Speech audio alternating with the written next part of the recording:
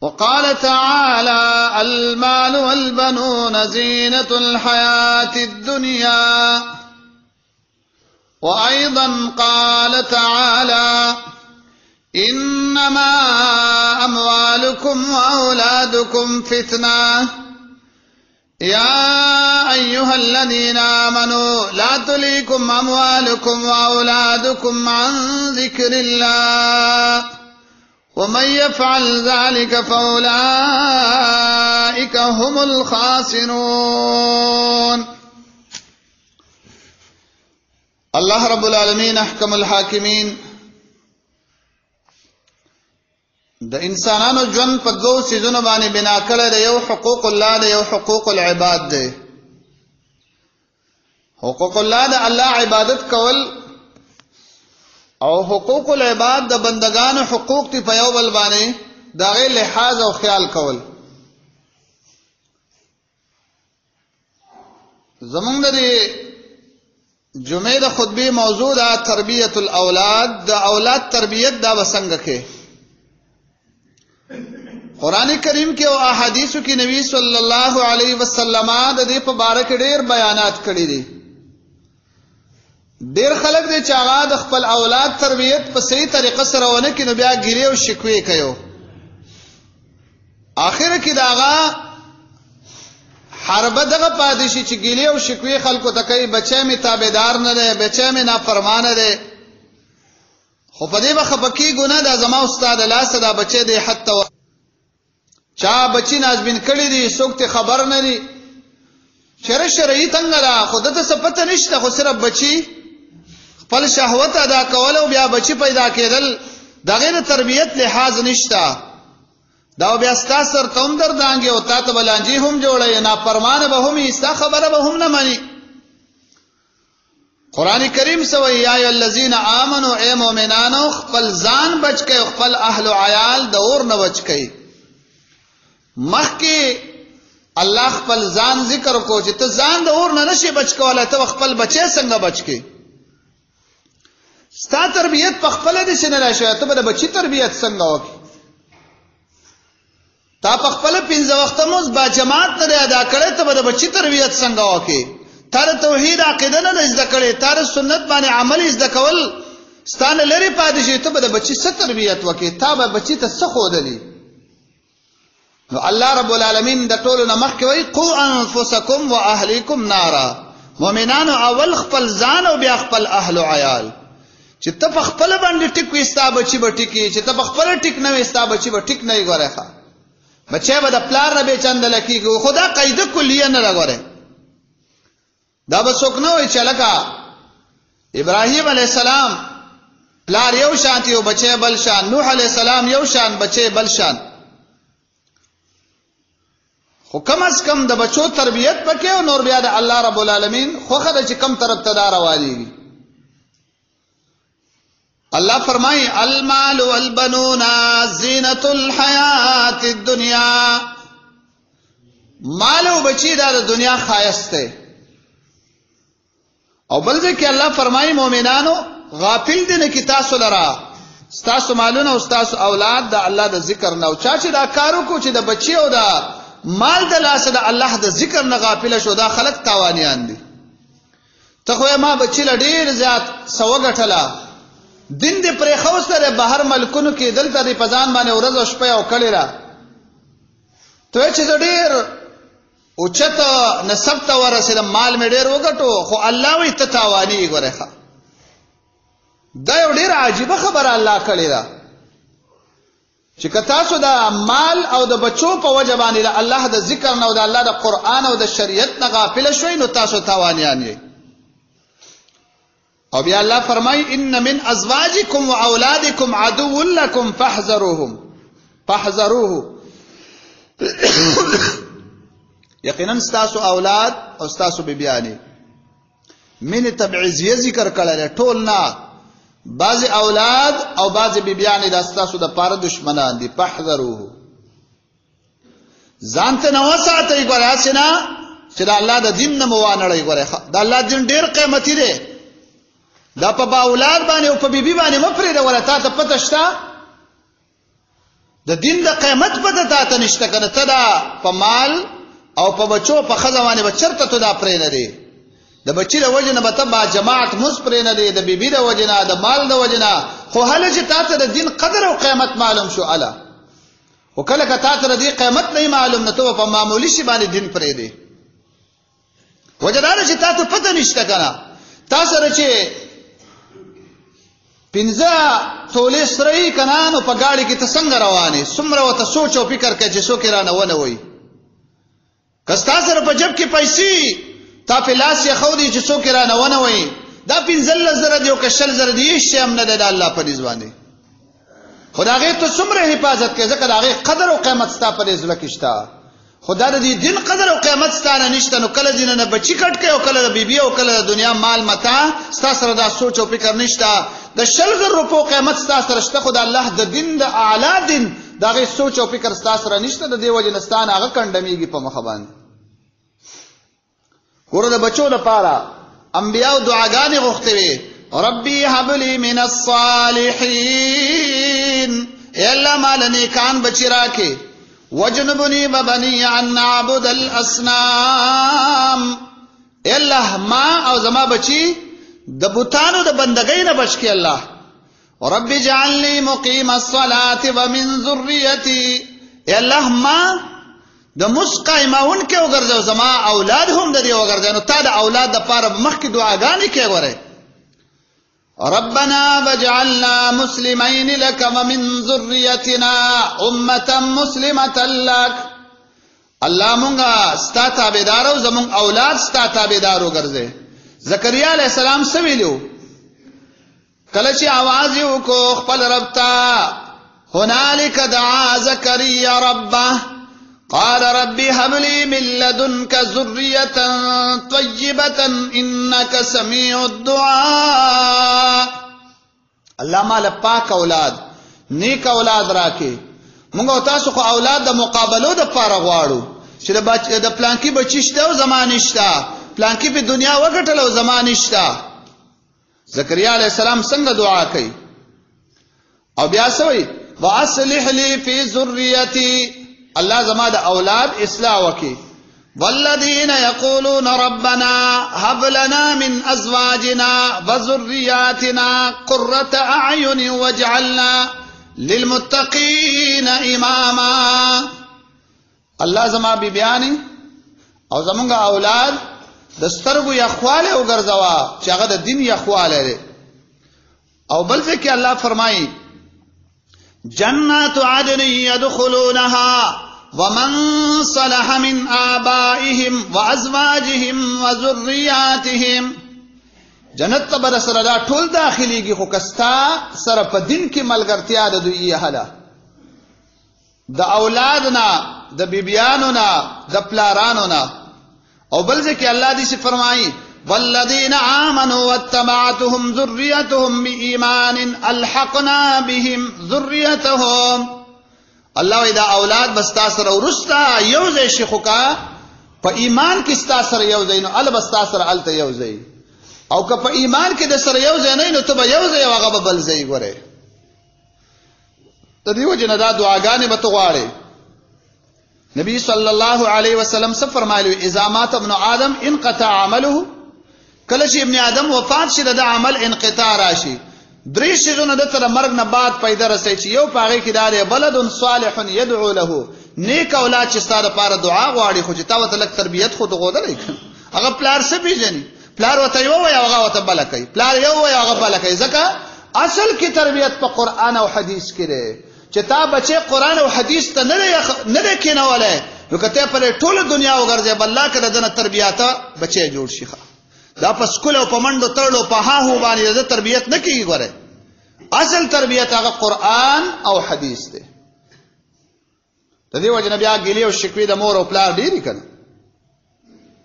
ګوره الله څه فرمایو؟ فقلت استغفروا ربكم انه كان غفارا يرسل السماء عليكم مدرارا ويمددكم باموال وبنين ويجعل لكم جنات ويجعل لكم انهارا. الله و استغفار والی تاسو له الله هر څه پراخه کی بچي بدل درکې. حسن بصری ته وسړی راغی اولاد مې نه کیږي استغفار وایا وی باران نه کیږي استغفار وایا ټول ته هم دغه خبره وکړو د آیاتونه ورته په دلیل کې پیش کړه کنه. استغفر الله واتوب الیه استغفر الله الذي لا اله الا هو الحي القيوم واتوب اليه اللهم انت ربي. او دغه دعا سید الاستغفار انت خلقتني وانا عبدك تر الى اخر پوری چې دا چا وي او په دې باندې یقین او د سحر وي او په دې ورځ کې د وفات شو جنت ته داخليږي او د شپې وي د ماخام وي او د یقین نه وي نو کا د سحر نه مخکې وفات شو الله به جنت ته داخل کی. سید الاستغفار د استغفار ډېرې پیدې دي ګوره. الله به په رزق کې پر اخره ولي الله به د اولاد تربیته کی الله به نیک او صالح کی. ذکر دی وجنا فقلت استغفروا ربكم انه كان غفارا. رسول الله صلی الله علیه وسلم یو ورځ په منبر باندې ناشته خطبه کوي. حسن او حسین هغه جامع اغوستل او پای کې د راولېږي نبی علی السلام په خطبه نه کوشو او هغه دوانه د ځان سره راواغستله او دا یووي چې الله رښتیا ویلي انما اموالکم واولادکم فتنه. ما چې دی ولید ما صبر ونکو دوی می استر او چت کړه. لکه دا روایت امام ابو داود نقل کړی دی او نبی علی السلام هم دا فرمایلی چې اولاد مجبنه او مبخله ده. ګوره انسان د جهاد نه دا پاتې کوي انسان د علم نه دا پاتې کوي انسان صدقې نشي کولای وجداد او بیا بر سره پیسې بچول بس سره وړم. دا د بخل یو سبب دی دا بچی چې ته بخیل کړی. عام صدقه نه ورکې لکه وای بچول پکار نو په بچو مو کو عام صدقه مو کا. وابتغوا ما كتب الله لكم. الله په قران عظیم الشان کې فرمایلی چې ورټو هغه چې الله ستاسو د پاره مقرر کړی چې هغه سره نیک اولاد دی. او د جابر په روایت کې نبی علی السلام فرمایلی جابر ته چې د سفر نه لاړ شي نو الکیس یا جابر یعنی الولد.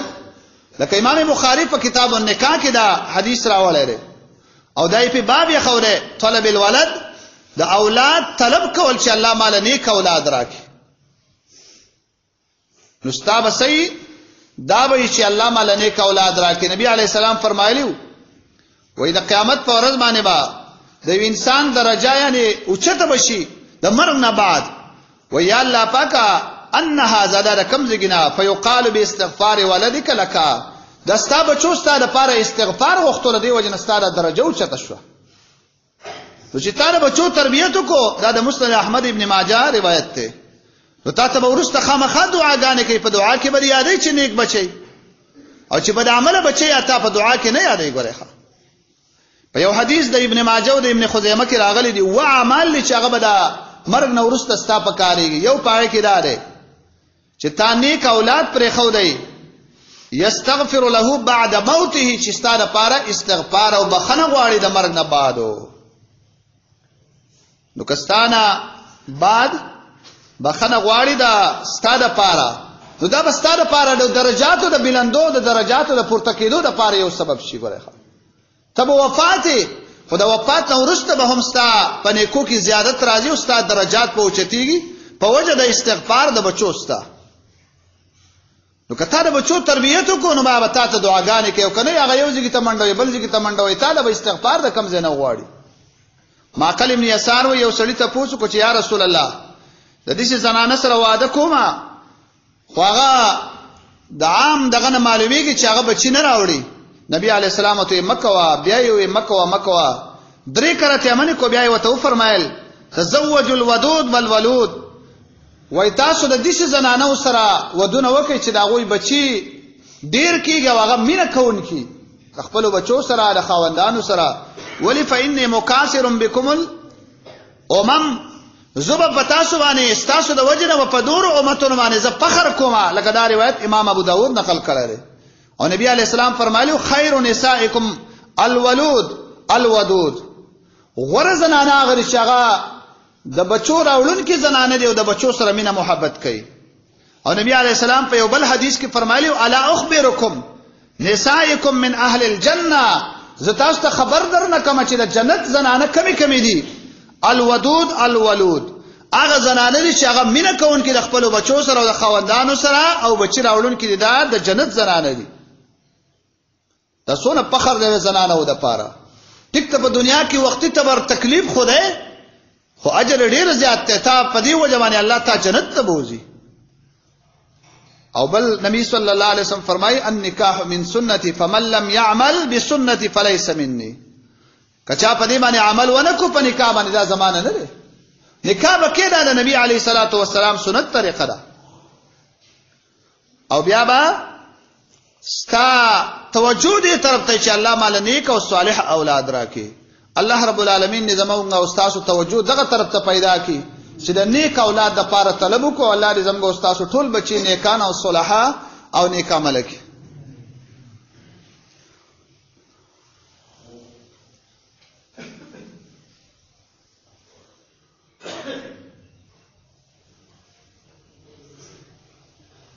نحمده ونصلي على رسوله الكريم اما بعد.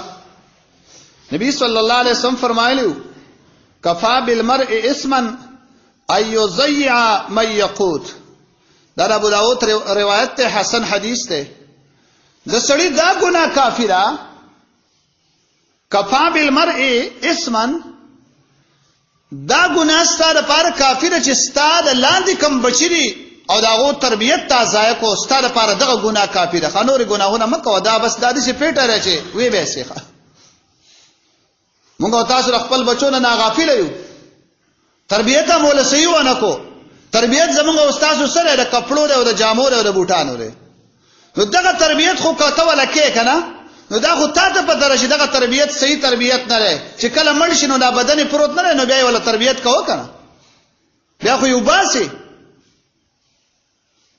نو اصل کې ته هم په دغه سوچ او فکر کې چې زره د روح تربیت کومه خو بیا د روح تربیت په صحیح طریقه سره نه کې.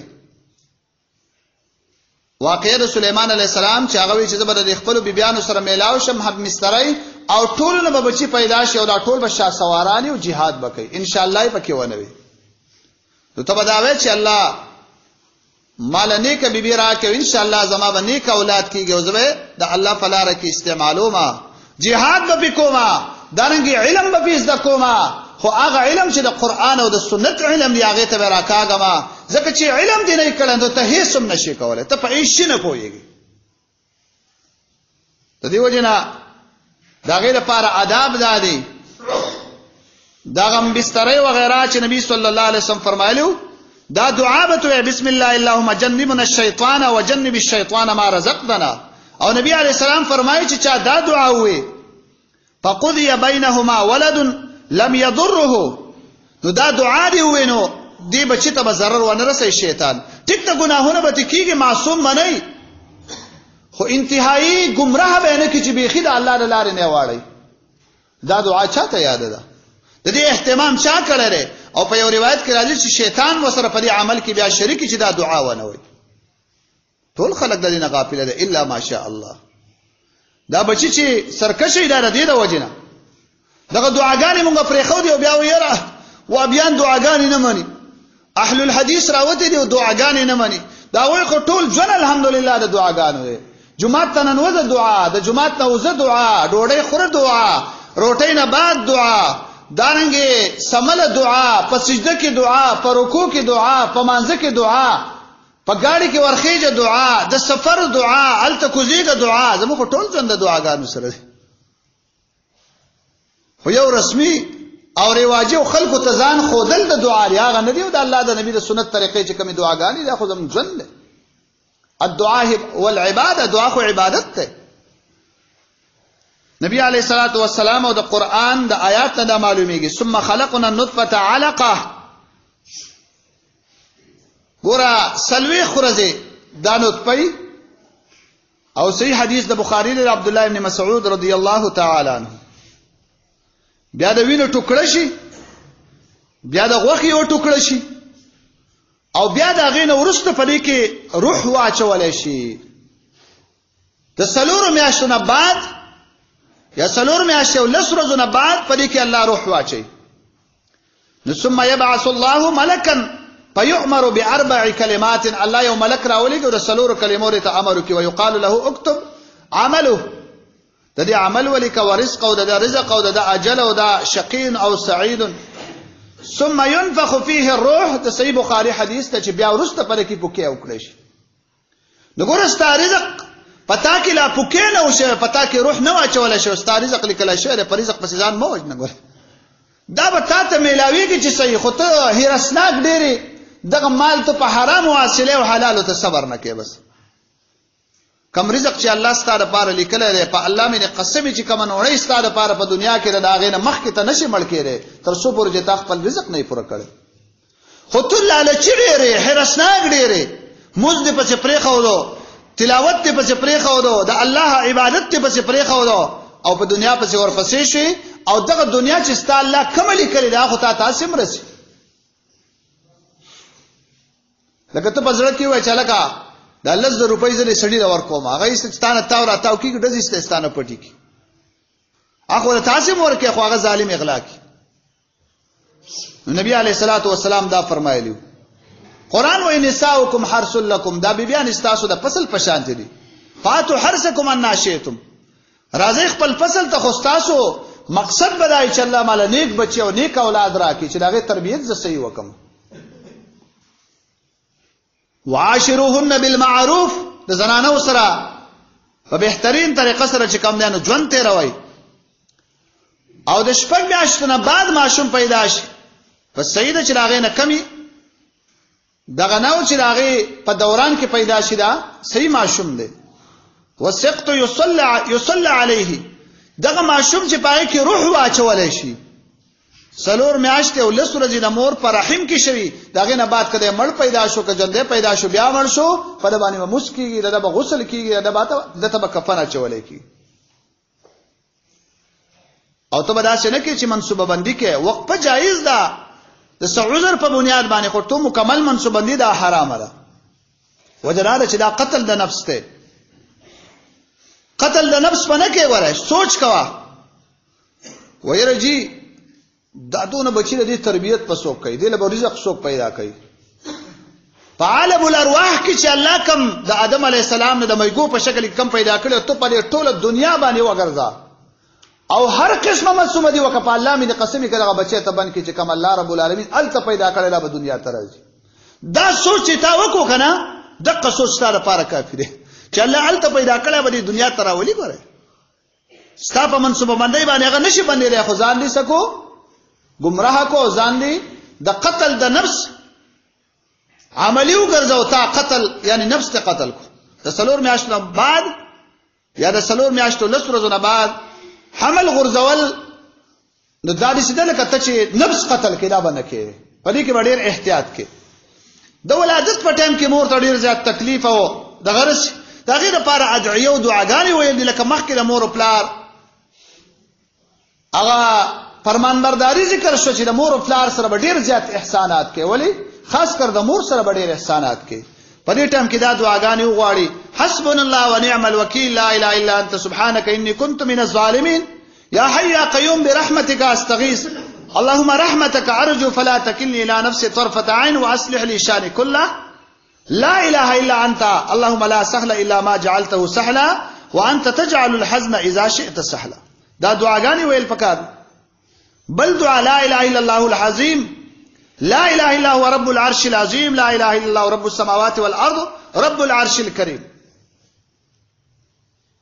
او کله چې پتا باندې تکلیف راشي د مرګ ارزو باندې کې نبی صلی الله علیه وسلم د دینه منع کړی دا کپ زنانو باندې تکلیف راشي کپ نارینو باندې راشي صرف دومره اجازه د الله نبی ورکړه ده کته ته ډیر تمشي د ژوند دا وایا اللهم احني ما كانت الحياه خيرا لي وتوفني ما كانت الوفاه خيرا لي.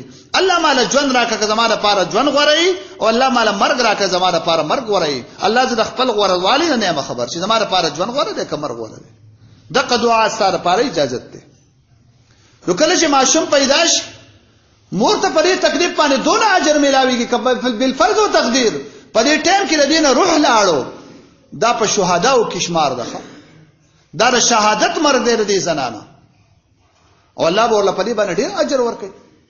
وجدار چې یو سړی په خپل کې غنه لاړش په دې ول الله اجر ورکړي. نو دغه مور ته دومره غټ تکلیف ملاوي شي چې ما سوا د زنانو نه دا بل چاته نه معلوم. د دې وجنه دا غو سره خره سلوک کول او دا غو سره خمو عشرت رول دا د مؤمن او مسلمان کار دی. بل دا چې زیر ورکول په ماشوم سره داوم یو سنت طریقه ده. په عام اوقاتو کې تاسو کوی لکه ماشوم دي شوی جنید او که هلک ته د دوانو د پاره. ابن قیم رحمه الله فرمایي وای چې کله یو انسان ته خوشحالي ورسي دا زیر ورته زر ورکا وجدار چې هغه ته زر تسکین میلاو شي. اشاره ما مسلمان خوشاله ول د عبادت ته وره هغه ته زیر ورکول بیا تر هغه په مقابل کې زیر ورک دعا و بارک الله فی الموهوب لك وشکرت الواهب وبلغ اشده ورزقت بره.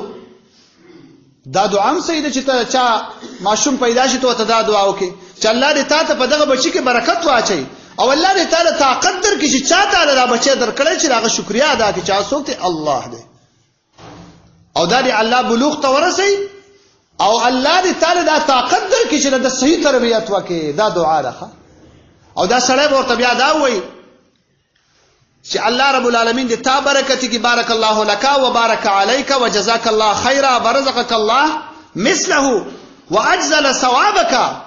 الله دې تعالی برکت درکې او الله دې تا برکت کی تعالی دې الله ډیر خیر درکې او الله دې تعالی دې معشوم درکې تا چې مال د کم زیر راکو او الله دې ستا ثواب او اجر زیات کړي. امام نووي رحمه الله دا ذکر کړی او که معشوم له تحفه سو کوي چې کپڑے دا جایز دي عرفن نه عبادتن لکه شیخ ابن عثیمین رحمه الله دا فرمایلی. او بیا هغه لپاره دعاګانې کوو د بچی لپاره هغه دم کبه دې ټیم کې اعوذکما بکلمات الله التامه من كل شیطان وهامه ومن كل عین لامه. ابراهیم علیه السلام په دې باندې اسحاق اسماعیل علیه السلام دمو نبی علیه السلام په دې باندې حسن او حسین دمو. نو ته خپل بچی باندې دم کړه. د دې وجنا رسول الله صلی الله علیه وسلم د بچو په تربیت کې دا فرمایلی من عال جاریتین حتا تبلغا و چا چې د دوو جنکو تربیت کو چې بلوغ ته ورسی جاء یوم القیامت انا وهو وضم اصابعه دا به زما سره په جنت کې دي شي دا دوانه غوتی دي شي یو ځای کړی. دا سونه اعزاز دی. نبی علیہ الصلوۃ والسلام فرمایي چې د دوو لوریانو یا د دریو یا د دوو خويندو د دریو حتا یبن او یموت عنهن تر دې پورې چې وعده کړو یا مړی شوی د دې نه كنت انا وهو في الجنه كهاتين ما دا ودی سیوله په جنت کې دغه دا دوانه غوتی چې څنګه دي. او بل حدیث کې نبی علیہ السلام فرمایي من ابتلي من هذه البنات بشيء كن له سترا من النار. پچا باندې چې امتحان د لوریانو د لاس راغی الله رب العالمین باندې جهنم پرده لپاره وګرځي كن له حجابا من النار. او بل حدیث کې راځي من عال ثلاث بنات فأدبهن وزوجهن واحسن الیهن فله الجنه. چا چې د درې لوریانو تربیت وکړو او هغه یې ودونه وکړه او هغه سره خواله وکړو حسن سلوک فله الجنه در لپاره جنت. په درې لوریانو په دوه لوریانو باندې ته جنت ملاويږي. او په یو روایت کې دا د عبد الله بن عباس رضی الله تعالی عنه چې دا چا یو لوري او هغه صحیح تربیت وکړي او په دغه لور باندې ځامن غوړنه کی او صحیح تربیت وکړي نبی علیہ الصلوۃ والسلام فرمایي چې در لپاره جنت ده. الله دې موږ او تاسو ټول ته جنت راکړي. د دې وجنه محترم عزتمندو د خپل بچو تربیت چې کله ماشوم پیدا شي بیا د هغه لپاره اذان ده ان شاء الله آینده جمعه کې د اذان نه بعد بیا د حقیقت بیا چې دا لوی شي د تربیت په کومه طریقه کې نو دا خبره اوریدل بیا په باندې صحیح عمل کول دا زموږ او تاسو فریضه ده. الله رب العالمین دې موږ او تاسو ته په دې باندې عمل کولو توفیق راکړي.